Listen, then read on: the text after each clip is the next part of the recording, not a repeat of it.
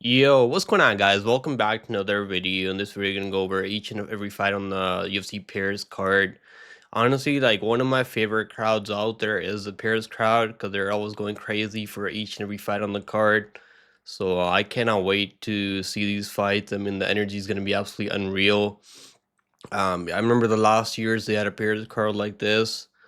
I think it was Gone versus Spivak on that card. The main win. I think that was the main win, and they also had Moises versus Benoit Saint-Denis.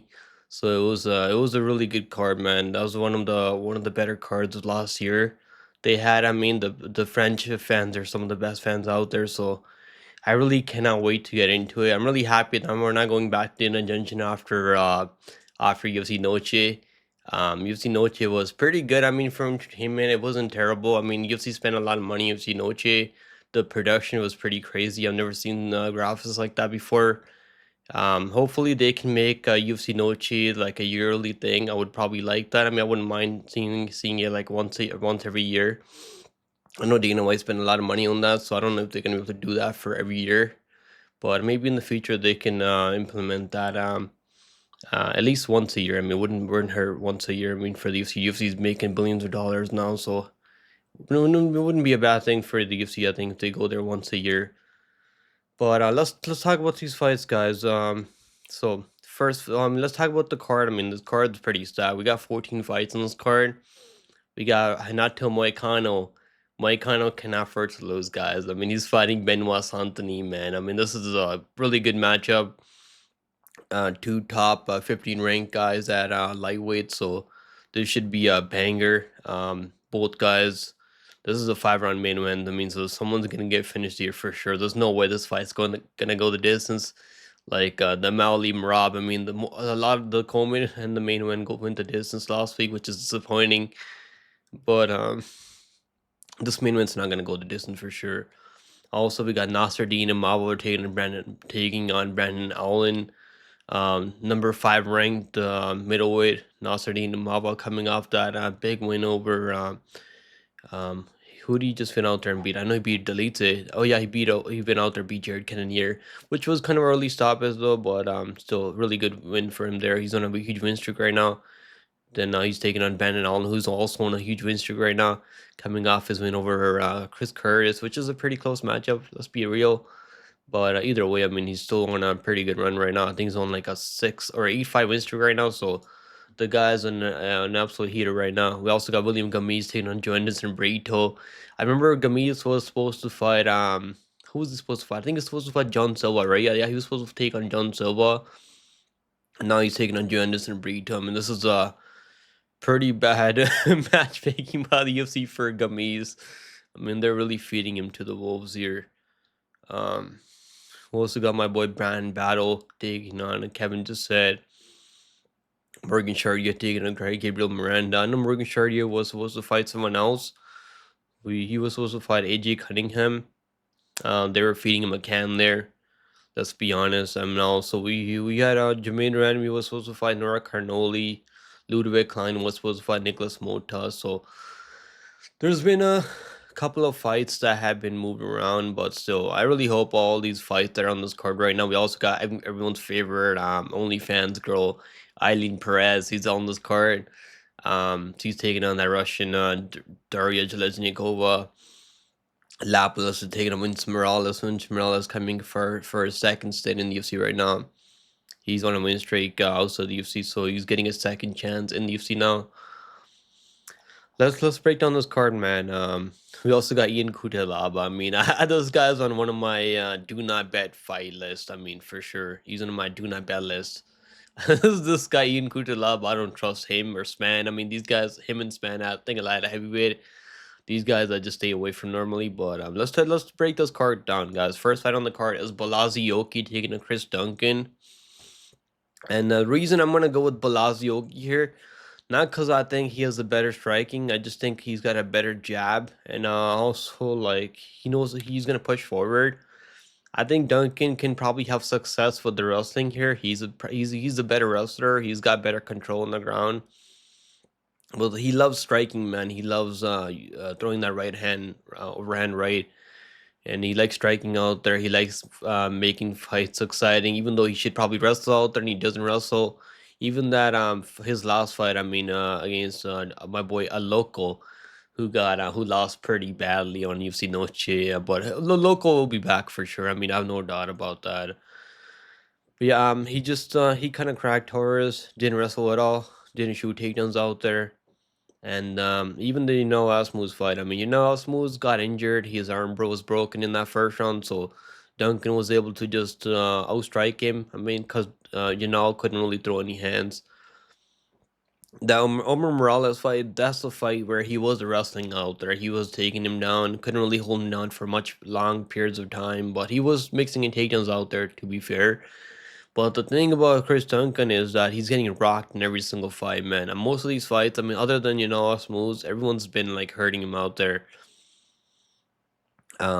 Even like Oumar Morales at the end of the first round, he rocked him pretty badly. So like even Charlie Campbell probably should have knocked him up, but Charlie Campbell got over aggressive and got countered, got slapped. So he does have power on the feet. He can wrestle here. Bolaji, we know he's got holes in the ground. I mean, he's getting taken up by Timmy Kwamba, which is not really the best look. Timmy Kwamba isn't a wrestler; he's a striker-based fighter. But I'm gonna go Aoki, man. I'm not like crazy confident here. I think the line should be a lot closer because this is a good matchup for both. I mean, no, this is gonna be a close fight. I feel like Volky can land those body shots. I feel like he can hurt him though. I feel like he can stun him with the jab over and over. He's got a nasty jab on him. He really stays behind that jab, so he's gonna land those leg kicks, those jabs, those body shots. Give me Oki here. I think Oki. I'll go Oki by. Does he get the KO? I mean, I don't know. Is he gonna go for the KO over there? I mean, he probably should. I'll go by Oki by knockout. Let's go. The odds for this one is Hoki is minus 218. Damn, the line is kind of wide. Next fight on the card is Nora Cornolle taking on Jacqueline Cavalcanti. Cavalcanti, I think. I just call her Cavalcanti. I mean, whatever. You can say however you want to say it. I'll just say Cavalcanti. But anyways, I mean, so this is a rematch. They fought way back in the day. I mean, it was like a couple years ago. They fought in France back then. I mean, it was Nora Cornolle's first ever pro fight back in 2021. I wasn't able to find this fight anywhere, so I didn't watch this fight. I was trying to find this fight pretty hard, and I couldn't find anywhere. I mean, if you guys know where I can find this fight, let me know in the comments. But so since then, I mean, she's looked pretty good out there. Even I was like, when I watched that fight back, that she fought in Paris. I mean, she fought in Paris like a year ago on that Spivak and Gone card. I was like, I picked Jocelyn Edwards there. I thought she was gonna be able to win that fight, and at the time I thought she did enough to win. But rewatching the fight earlier today, I was like, nah, I don't think she did enough, man. Jocelyn Edwards was like just like controlling her, really didn't do any damage out there. She was getting struck on the feet. I think Nora Cornolle did rightfully win that fight, even though a lot of people would probably disagree with me there. But yeah, rewatching that fight definitely made me change my mind. Obviously, she went out there and beat Melissa Mullins, who kind of hurt her to the body with the knee and then finished her. Mullins was really tired. They both missed weight for that fight, which is you gotta look at that. I mean, they probably weren't. I don't think Mullins was really in shape for that fight properly. He missed weight pretty badly. So did Nora Cornolle. Jacqueline, man, I picked her over Nunes and played the over 2.5 rounds. I think this one's likely gonna go over 2.5 rounds. I'm pretty confident over 2.5 rounds. I don't think Nora Cornolle's knocking her out here like she did with Mullins.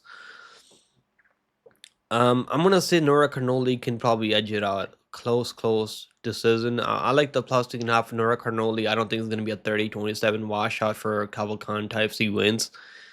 And I think she's gotten a lot better. I mean, now I will say that Jacqueline is probably the better kickboxer. She knows how to point fight better. But I'm gonna go with Nora Cornolle as a dog here. I think she can edge this one out. She can get this one back.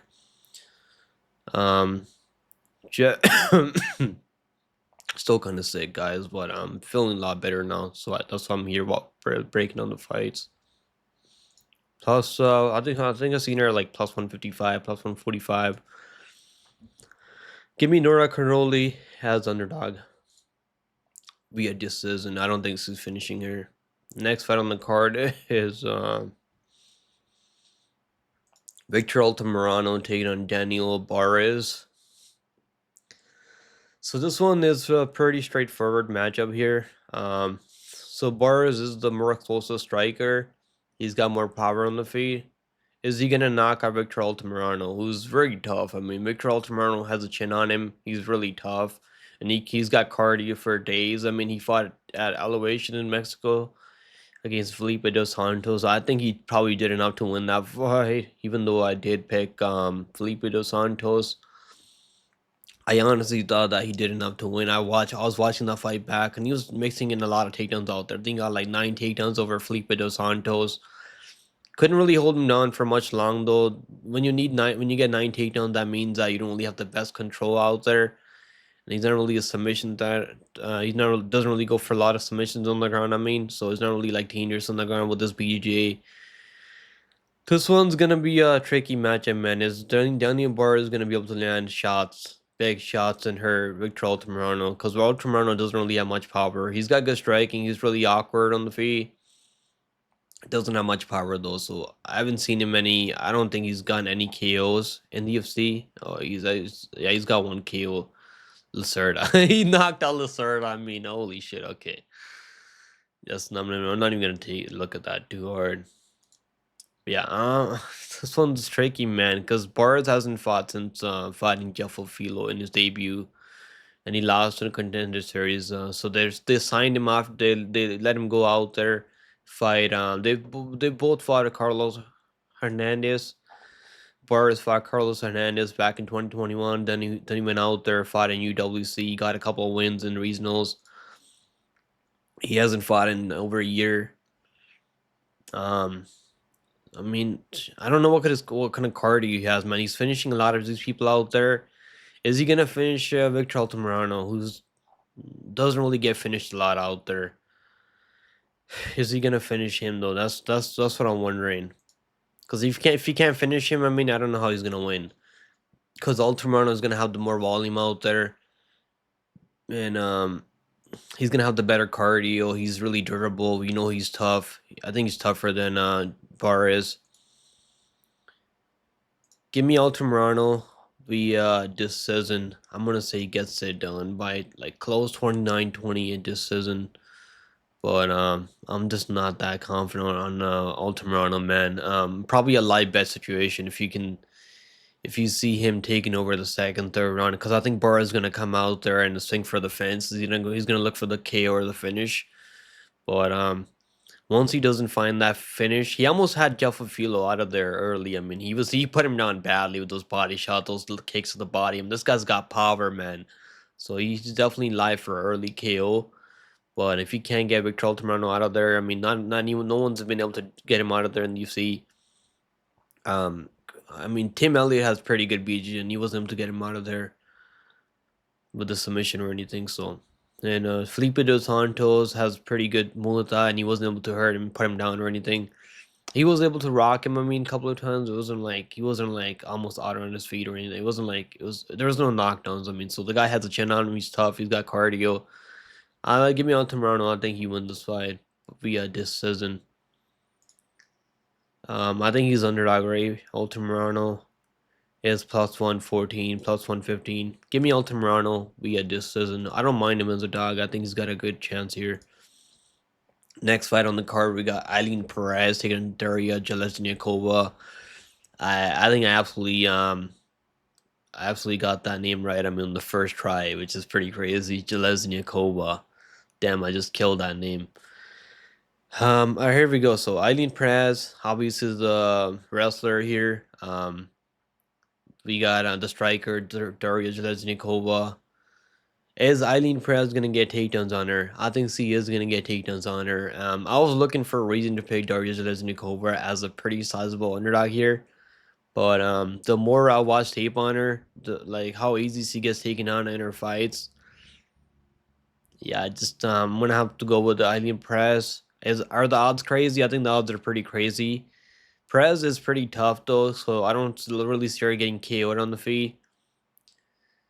And her takedowns are like not that great. I mean, she does have nice judo throws. I mean, like body trips, inside body trip takedowns against the fence. So she's got a lot of takedowns options here. So, and I think those takedowns are gonna she's gonna get those takedowns eventually and gets rack up some control time. Darya, I mean, she can use the fence to work her way back up. I mean, how many times is she gonna be able to go out there and do that though? I don't know. Probably not a lot of times. She's probably gonna get up like first round a couple of times. I mean, use the fence to work her way back up. But Perez, he's pretty smart. I mean, she's gonna go to wrestle. But one thing I'll say about Perez though, she's not really like beating the best level of opposition out there. I mean, honestly, Evan Smith, I think she came back after like 2 years layoff. Lucy Putilova came back after like no, Lucy Putilova is fighting in the octagon now. She's fighting this weekend in the octagon and on Saturday, so she's not even used to anymore. Jocelyn Edwards had some good sweeps. I mean, she's getting a lot of reversals out there on Perez, and she also had a submission attempt on Perez. I mean, so it's like Perez. I don't think she should be this wide of a favorite. I really do not agree with the odds here. Like this wide, like who the hell is like trusting Ailín Perez this much? I mean, at these odds, give me the over. I think it goes over. I mean, is Ailín Perez gonna go out there and finish her? So he can go for an armbar. I mean, but he hasn't really gotten any armbars in UFC, and like he's normally just going out there and just like implementing control, like racking up enough control. I think it goes over 2.5 rounds. I'm probably gonna parlay it over 2.5 rounds in the both of those WMA fights. I think that's not a bad idea on this card.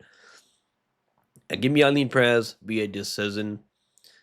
Um, Ailín Perez minus 258. Yeah, give me the over. Hopefully the overs are not crazy. It's probably gonna be like minus 400, minus 350, if anything.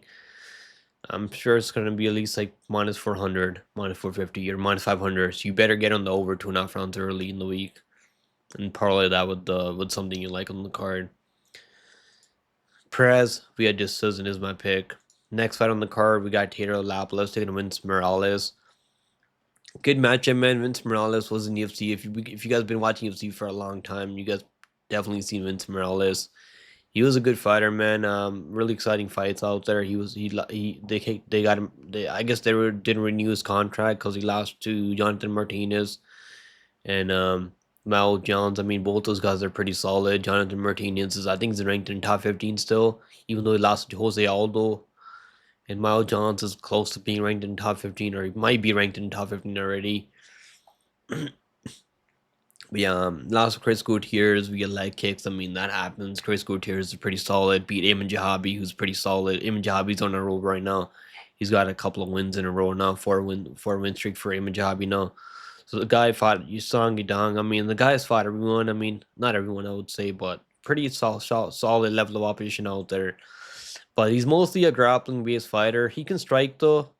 He's got good boxing, I would say, like decent boxing. I wouldn't say it's like the same level as Taylor Lapilus. I think Lapilus is a way better kickboxer, to be fair. And he's fighting at home. He does struggle with takedowns though. You can definitely like mix in takedowns. Lafren was able to mix in takedowns over him, but he's did enough on the feet where it didn't matter with the takedowns and the control. And then obviously just got taken on over and over and over by Freed Bashra. But Freed Bashra is a really good prospect. I think he's a lot better than his brother David Bashra.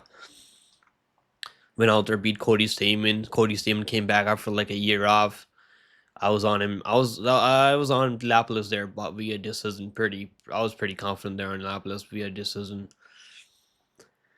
Yeah, I'm gonna go with Lapilus here, but this one's like Morales has better BJJ if he can get a takedown and get on top position, but is he gonna be the first one to submit Lapilus?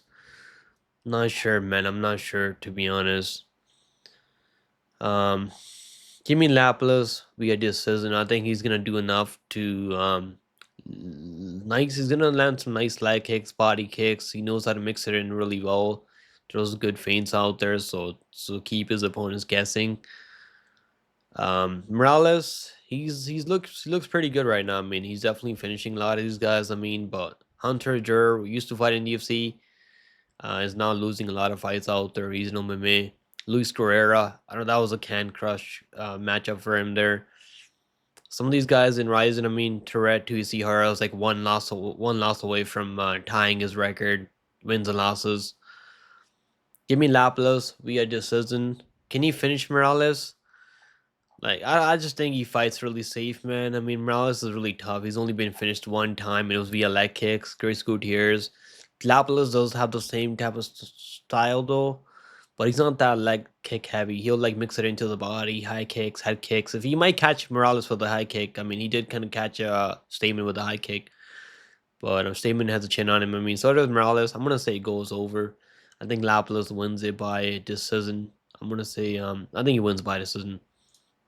I don't think we have odds for this fight. I mean, I haven't seen it anywhere. If you guys know, let me know in the comments. They're probably going to drop the odds later in the week. But yeah, I think this matchup just got put together, so I don't really see odds anywhere right now. Give me Lapilus via decision.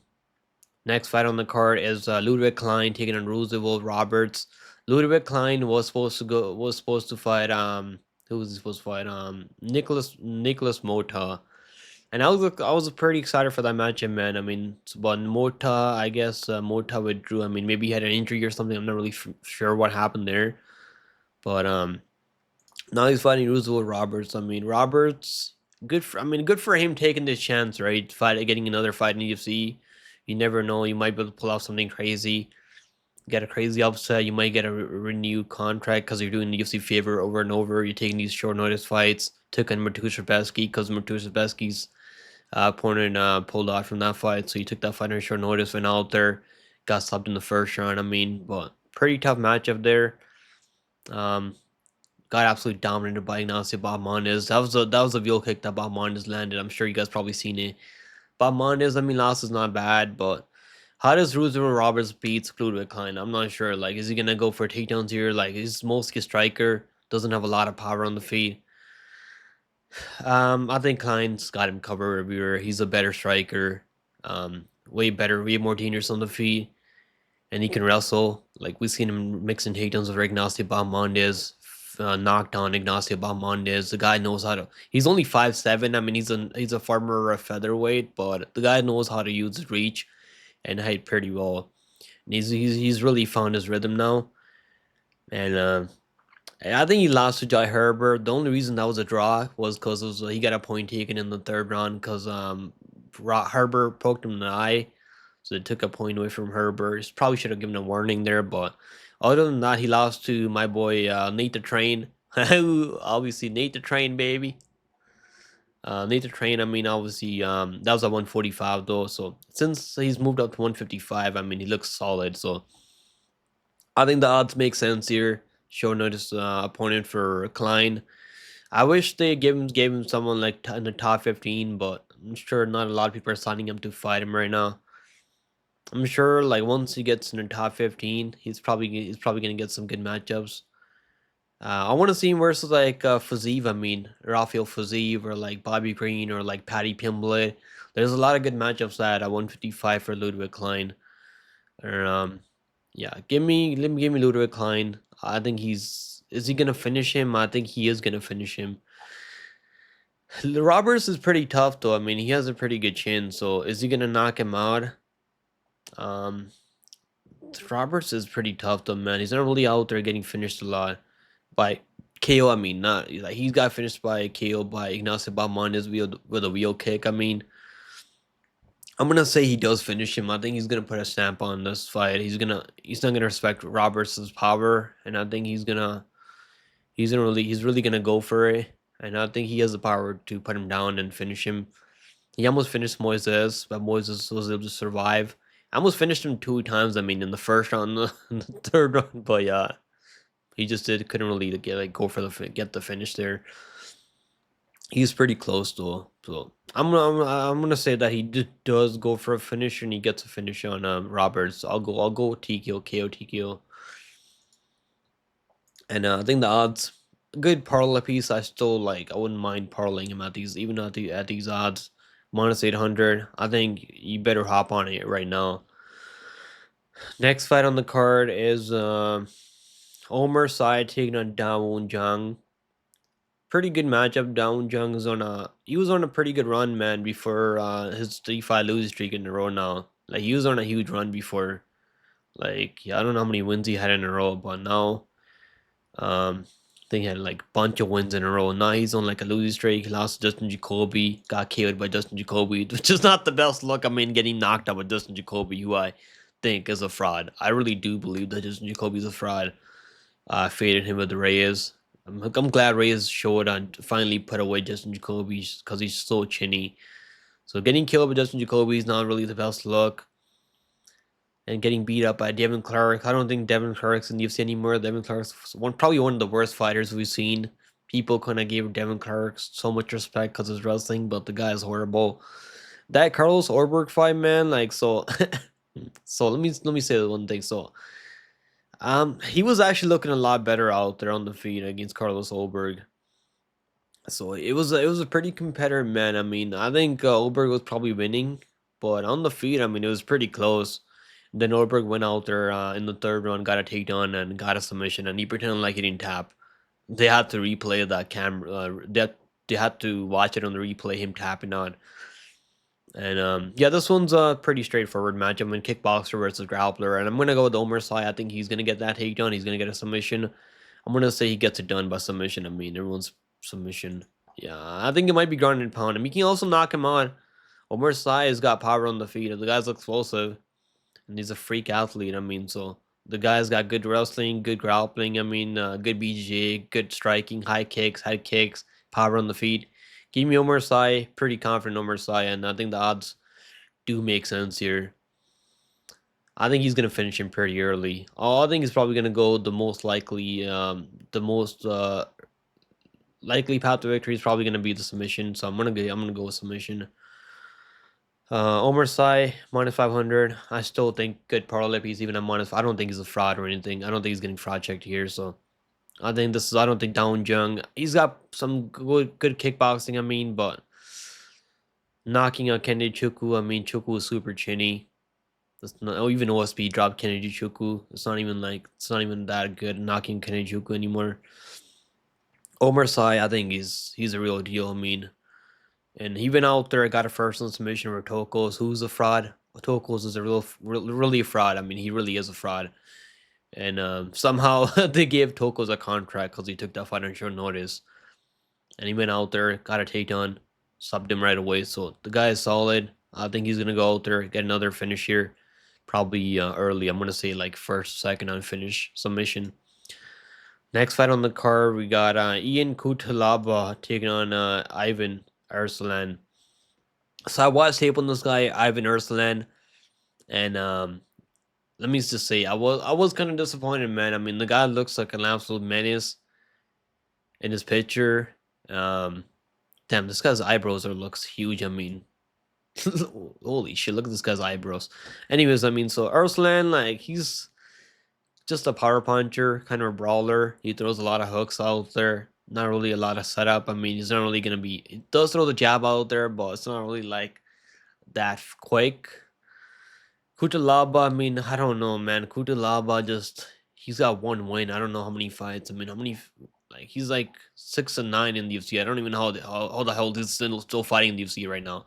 I guess Dana White really needs light heavyweights. I mean... This is probably win or go home. I mean, he's 1-4 his last how many fights? I mean, 2-5.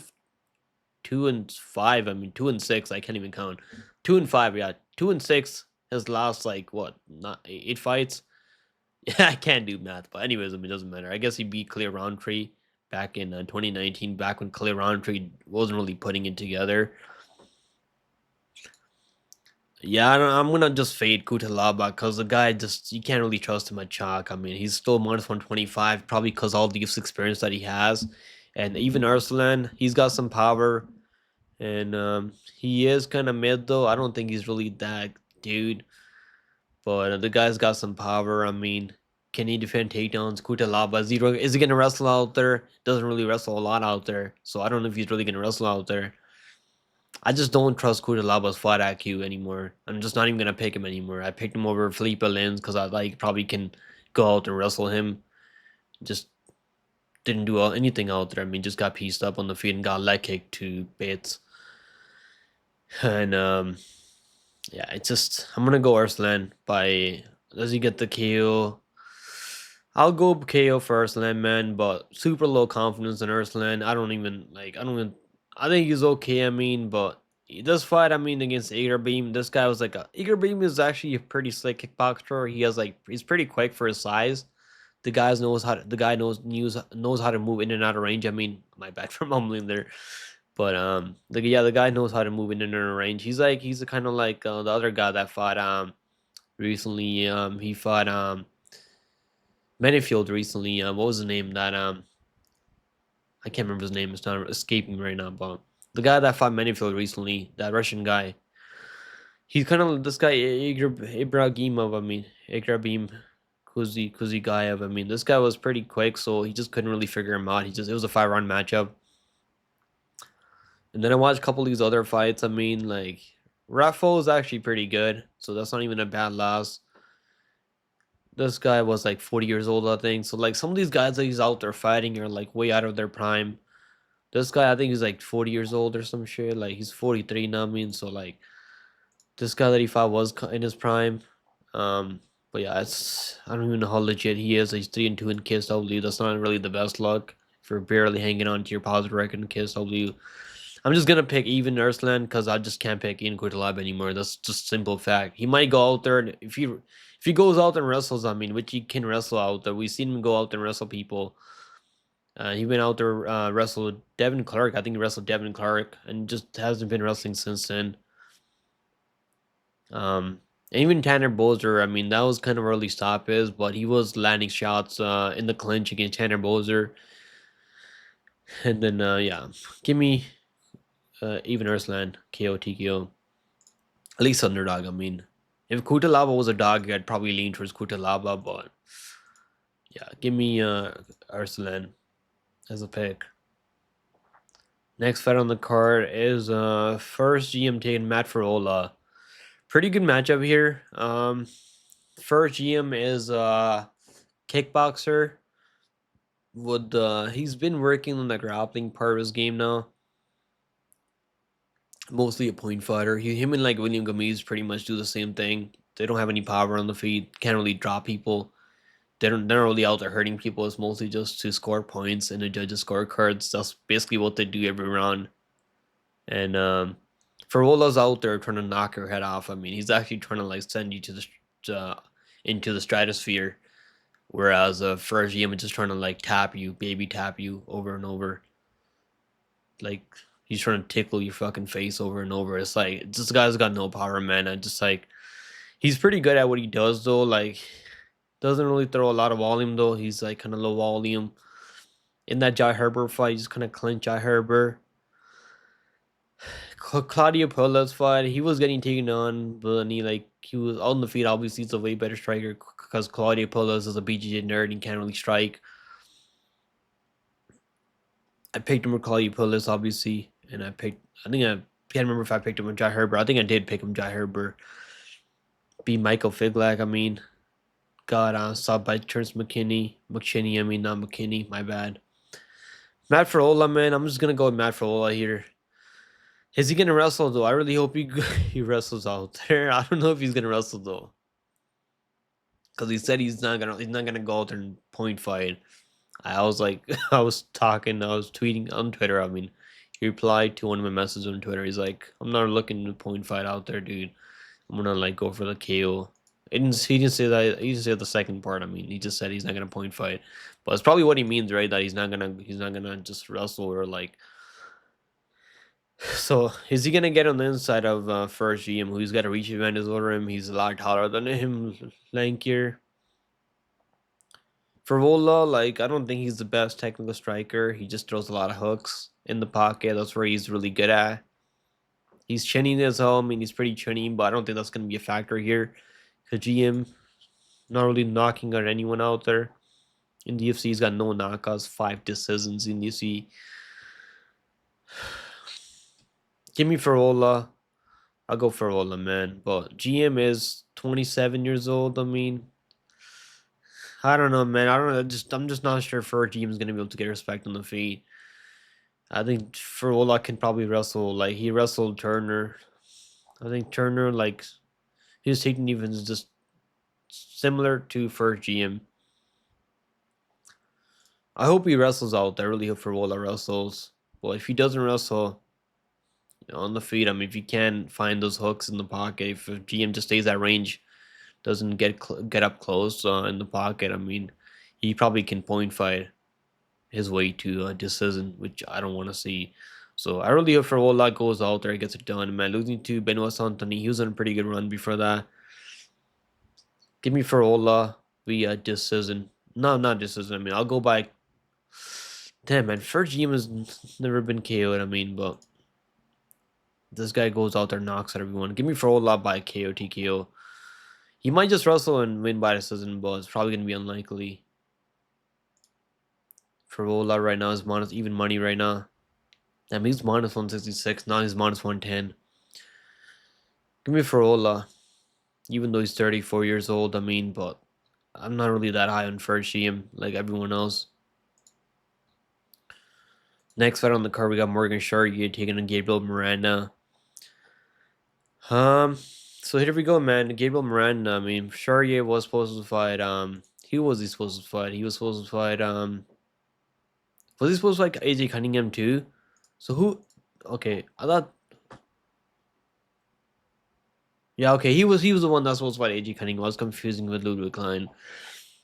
So he was supposed to fight AJ Cunningham, and who's an absolute can. I don't know how he's still getting matchups in the UFC because he shouldn't be in the UFC. Let's be honest. But yeah, this is a striker versus grappler matchup. Charriere can also wrestle. He showed that in the Marisco fight. He was wrestling Chepe Marisco, who's an absolute tank, who's got really good judo and is a good striker. And I think he won that fight, man. I had money on Chepe Marisco. I'm happy I cast there because I think I kind of got lucky there. I don't think he won that fight, but it was close enough. Chepe did kind of strike him a bit. I thought Charriere did enough to win the first round and third round, but I guess the judges gave it to Chepe though. But that's not even a bad loss. I mean, the guy's got so many. I mean, you look at his record; he's got 10 losses. I mean, if you just look at his record, you're like, holy shit, man! How is this guy like minus 600 and he's got 10 losses? It's because he's got like half of them by split decision. He's won half of them by split decision, and I don't think that's gonna be a factor here. I think he's gonna go out there. I think he's gonna go out there and knock out Gabriel Miranda, man. Gabriel Miranda is a BJJ guy. He can grapple. He's got a lot of submission wins, 16 submission wins in the UFC. Is he gonna submit Morgan Charriere though? I might take a shot on the submission though, because the guy has a lot of submissions. That's the way he's gonna win if he wins. He's never won a fight by decision before, and he's only got one KO win in his career. Give me Morgan Charriere by KO TKO, but if you want to hedge that, you could probably hedge it by Miranda by submission if you want to do that. Charriere minus 535. I would take the under 2.5 rounds, man. I think that's gonna be a finish here for sure. So if fight doesn't go the distance, I think it's good parlay piece. Or it's probably gonna go. It's probably not gonna go. It's probably not gonna see the third round, in my opinion. Next fight on the card, we got Kevin Jousset taking on Bryan Battle. And this is a good matchup, man. Kevin Jousset looks pretty good right now. Let's be honest. The guy he's got that steady kickboxing style of striking. He's got nice feints out there. The guy throws a lot of feints. He's got nice leg kicks, body kicks. He knows how to point fight, man. I mean, he's not really finishing a lot of people out there other than that fraud and Kiefer Crosby, who's a fraud. And we've seen that happen over and over with Kiefer Crosby. The guy has no submission defense. So he went out there. I guess he just took down Crosby and subbed him in the first round, which was Crosby. I don't know how Crosby made it to UFC. I guess he's Irish. I think he's Irish, so Dana might give him a chance. I think is he from Ireland? I think he's from Ireland, right? Yeah, he's from Ireland, Dublin, Ireland. So he's probably one of Connor's boys. Anyways, I mean, Bryan Battle.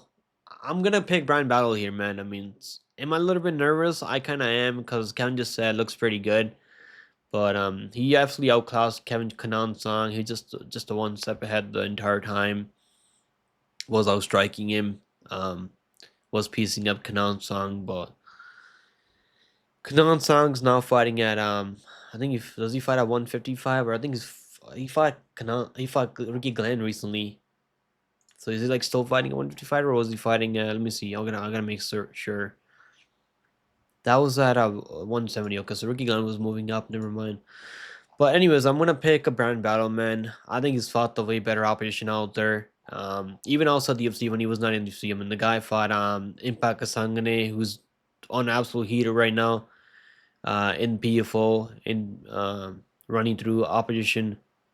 He's fought Petrovsky back in the Ultimate Fighter, submitted Petrovsky, who's got really good grappling in wrestling.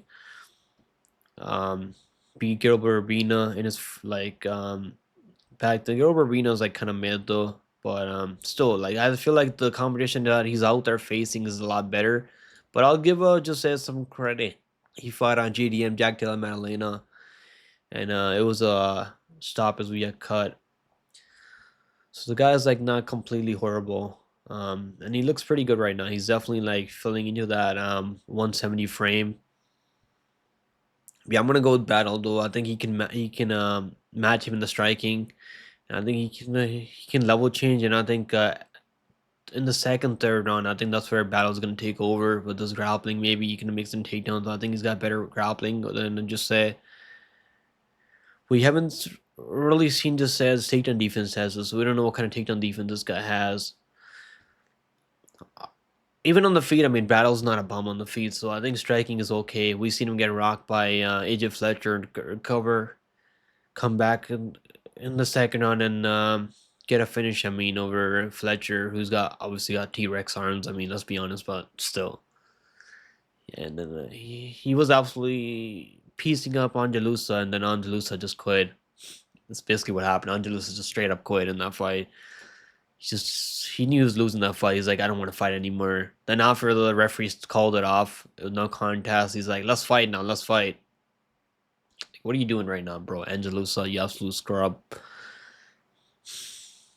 But yeah, I'm gonna go with the Battle. Give me Battle. I don't mind the money line on Battle. Minus 162. I got him at minus 125 on Battle line. Pretty solid Bryan Battle. I might hedge by just say via decision. I don't think just say it's gonna finish him. So if you can take the Battle money line, then hedge just say via decision. And then if you get like at least plus 200 on that, I might hedge and just say via decision just to be safe. If the line gets crazier for Battle, I think you're gonna be able to find if you like just say side. I don't think he's finishing Battle at all. I mean, if you can't finish Kanan Song, you're not finishing Battle. We see how tough Battle is. And that Renat Fracardino fight that he took on short notice, by the way. Give me Battle by does he get a finish though? I think he's gonna go longer, man. I think he goes the distance. He's finished a couple of people. I mean, he was probably on his way to finishing Lusa, but Lusa is pretty tough, and he was outclassing Lusa. But maybe would have finished him in the third round if Lusa got tired. But I guess we didn't find out because Lusa just straight up quit, right? He made Lusa just quit out there. Give me Battle. I'm going to say it goes longer. I think just say it's pretty tough. Next fight on the card is William Gomis taking on Joanderson Brito. I mean, good matchup, man. I was looking for a reason to break William Gomis, but the reason I'm not going to do it is because the guy's not dangerous. Like I was talking with First Ziam, the guy's not dangerous. Brito hits like an absolute truck, man. The guy's got power, and he's been an absolute fuck. He's been easy money every time out there, man. I bet him with Andre Fili as a pretty sizable underdog. And I think a lot of people just really didn't know Brito back then. Also beat Diego Lopez. Was out wrestling Diego Lopez for like the entire time, and even rocking him on the feet. I wouldn't say rocking. I mean, Lopez has a solid chin on him, and Lopez is in the top. He's ranked number 3 right now at this weight class. So It goes to show how good this guy really is. I don't know how he lost to Gio because I guess he just turned to wrestle him. That was his UFC debut, I think. Yeah, that was his UFC debut, and he was trying to wrestle, and he got really tired. He just went all in on the wrestling there. But yeah, since then, I mean, he just absolutely pulverized Jack Shore's leg. Almost cut it. He almost what was like he also amputated at Jack Shore's leg. Shore probably should fight at 135. Don't fight at featherweight, bro. Low, bro. Jack Shore and beat Jonathan Pierce. We had him there inside the distance plus 165 over Pierce. Beat Wilson Wilson. Wilson Wilson just got a win, his first win in UFC recently.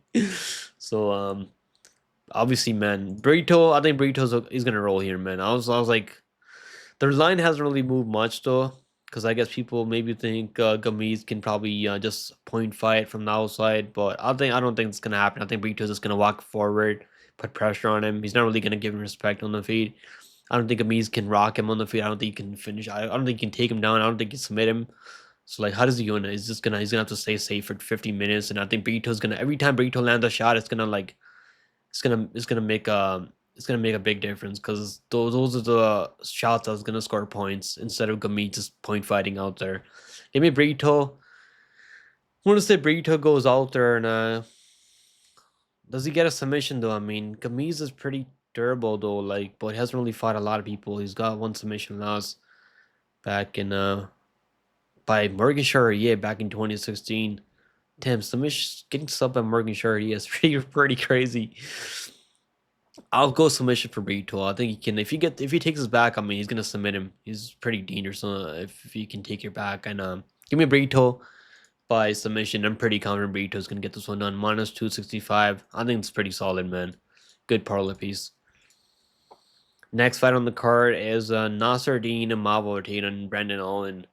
Good matchup here, guys. Good matchup. I mean, both guys are on a pretty good win streak right now. Nasruddin Imavov should be on a 35 win streak. He was beating the brakes of Chris Curtis. He actually made Chris Curtis just kind of quit out there.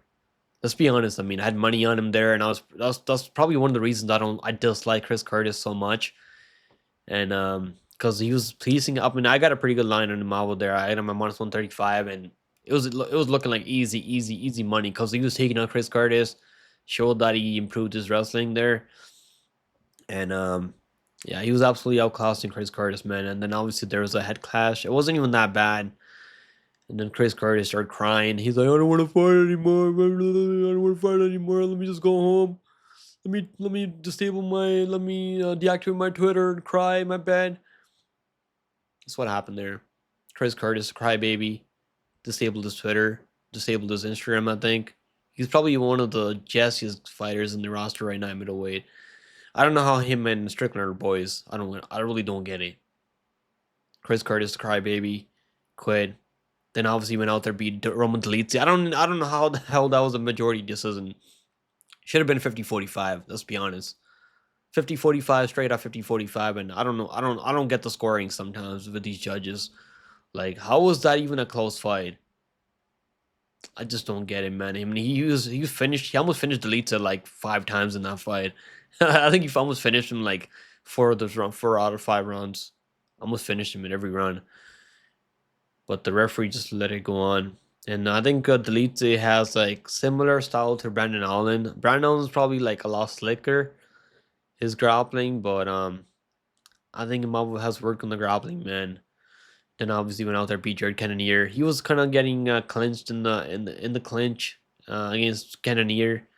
Cannonier was clinching him a lot, was trying to take him down. But Imavov has definitely improved his takedown defense. Damn, man, I was looking for a reason to pick Brandon Allen here because the guy is a pretty big underdog and the odds shouldn't be this crazy in my opinion. But yeah, I'm gonna go with the Imavov. I think Imavov, and this is only 8 rounds. I mean, if this is 5 rounds, we'd be talking about we would be having a whole different conversation right now. But yeah, I think Imavov is gonna win at least. I think he's just gonna be the better striker, and that's what all it comes down to. He's gonna be able to land better shots on the feet. He's got more slicker kickboxing, and Allen, he still gets rocked on the feet. He's getting rocked by Chris Curtis on the feet. But his durability has definitely improved. I mean, That was a pretty close fight, man. I picked Brendan Allen via decision, but I actually thought Chris Curtis did enough to win that fight. The only reason he lost that fight was because that exchange towards the end of the 5th round where he's kind of folded. I think I hurt to the body. I don't even know what the hell happened there. It was like towards the 5th round. I mean, that's why I think judges lean towards Brendan Allen. And then beating Paul Craig. I mean, Paul Craig is a can. Sometimes he'll win, sometimes he'll lose. I mean, he's like playing Russian roulette. Any given day, Paul Craig can go out there and beat the best guy in the division, and he can lose to the worst guy ever. But Bruno Silva, I mean, Bruno Silva's a can. He actually knocked in Bruno Silva, I think. Bruno Silva is not really that dude. I don't know how the hell Bruno Silva went to this with not Michelle Pereira, I mean, Alex Pereira. Muniz was actually winning that fight before he kind of gassed in the 3rd round. I don't really see that happening here, man. I think Malva's got him covered in the striking and the grappling. I mean, obviously, Brendan is the better grappler, has better BJJ. But Malva is pretty solid, man. He's only been sub 1 time. It was, when was this? It was like, I guess it was back in his first ever fight, back in 2016. Since then, I mean, Phil Haas was taking him down. That's the way Phil Haas beat him, by wrestling him. But I don't think Allen has the best takedowns out there. If he can get in the clinch, I mean, maybe he can get 1 takedown. I mean, but I'm thinking Malva. I'm gonna go Malva here, minus 238. I don't think it's a bad line. I would probably take the over, so I don't think Malva's gonna finish him. I would look at the over 2.5 rounds. I think fight goes the distance here. I like the fight goes the distance. I know Malva finished Jared Cannonier, but it was kind of early stoppage. I mean, I think Allen's pretty tough. I think he can survive. I know he's been finished by Chris Curtis before and before the rematch, and he's been finished by Strickland. But since 2021, he's actually durability seemed to get better, and he knows how to recover now. So he's not really getting finished out there anymore. But I think Malva's got this in the bag, and Malva we had decision. Alright, guys, main event time now. We got Renato Moicano. Moicano wants money, man. Moicano wants money. Is he gonna get his money in Paris, France? I mean, the UFC is really making him go get his money in Paris. I mean, so he's taking Benoit Saint-Denis, man, the God of War, versus the Money Moicano. I mean, this is a great matchup, man. I love this matchup so much. Now Moicano, Jalen Turner, I think he had one of the biggest fumbles out there in that UFC 300. That was UFC 300. Moicano got his interview, and he made the most of it. And Turner knocked him down, almost finished him, and he was trying to get the walk-off KO 300K bonus, and he really fumbled that. Maybe Moicano would have recovered, man, but he came back in the second and showed how tough he is. And beat Dudober. I mean, he just kind of wrestled Dudober. Out-grapple Dudober. Dudober could definitely get out-grapple out there. Battered though. I mean, I think he hurt Battered though on the feet. His striking is okay. I don't think he's got a lot of power on the feet. He's probably going to be the better striker here. I mean, that might shock a lot of people. I think he's going to be the better striker here. Like, when it comes to pure striking, I think he's quicker. But I don't think he's got a lot of power on the feet as Saint-Denis. I think Saint-Denis is he's a bulldozer. I mean, that's the way I would probably categorize Saint-Denis. Saint-Denis is a wrestler with the grappling. I mean, so Saint-Denis, obviously, he got killed by Dustin Poirier, where he had staph infection. He was on antibiotics, but we've seen a lot of fighters fight with staph infection, so we shouldn't be cutting him a break there. But Dustin Poirier is a top, one of the best lightweights ever. So that's not even a bad loss. I mean, to Diamond Poirier, and so it's like, man, Moicano looks good right now. He's on a huge win streak right now. He looks pretty good out there.